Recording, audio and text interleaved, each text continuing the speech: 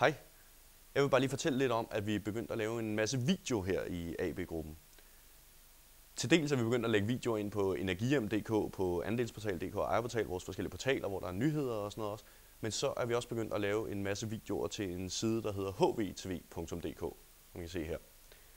hvtv.dk kan du læse mere om længere nede på bloggen, men det er en side med videotips til boligejere, hvor vi i korte, konkrete videoer prøver at svare på de spørgsmål, som boligejerne måtte have.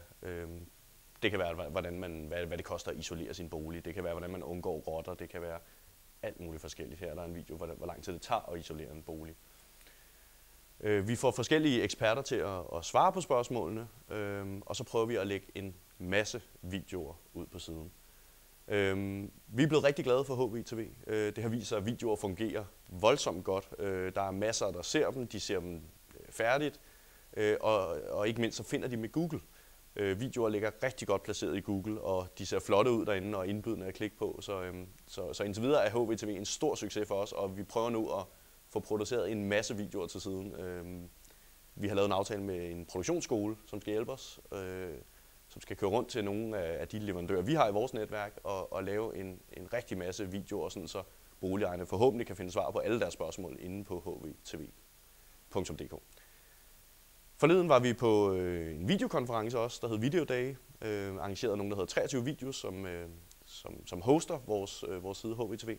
Der var en masse foredrag, der var en masse input omkring brugen af video på nettet, og der fik vi en masse inspiration, måske ikke lige nogle helt konkrete idéer, men masser af gode inputs til, hvordan man kan bruge video på nettet. Og den konferencevideodag, den bekræftede os bare i, at video på nettet, det er der, vi skal hen af. Det er det, vi skal lave. Man kan se en masse gode eksempler inde på noget, der hedder actvisually.com. Der kan man se en masse, det er også 23 videoer, der har lavet den. Der er en masse eksempler på, hvordan andre, for eksempel Unisport.dk, bruger web-tv i deres forretning, og hvordan de bruger video på nettet. Der er allerede mange, der gør det, og der er ingen tvivl om, at der er mange flere, der kommer til at bruge video på nettet. Vi kommer til at lave mange flere videoer også herinde. Så til sidst er der bare at sige, at video på nettet er vejen frem.